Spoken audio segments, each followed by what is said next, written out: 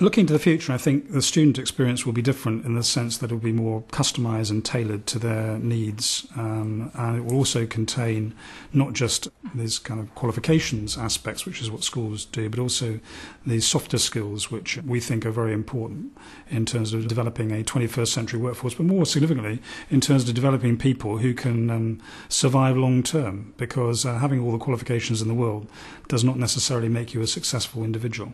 And there are other qualities which we look for in people, and schools need to actually be developing that. I think the programme will become more customised for children, and I think you're going to see children coming into school at different times. I think they're going to be more in charge of their own learning. I think schools become more sophisticated places in terms of knowing about their client groups and being able to then respond to the needs of those client groups. Looking to the future, we have a new build. The new build is going to be based very much around the types of learning plazas you will have seen. The learning plazas are going to be highly technologically based. Students are going to be using RFID tags for registration. They're walking to the plaza. The plaza, through the management information system, will know, for example, if they have a science lesson, they'll walk through the door.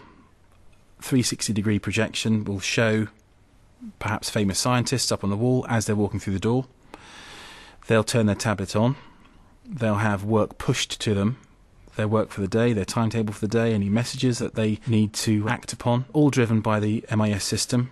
Backing this up will be use of known data about the students, so CAT scores, performance data, and so on and so forth, but also drawing on other data about the student. Again, allowing us to physically push interventions to the students.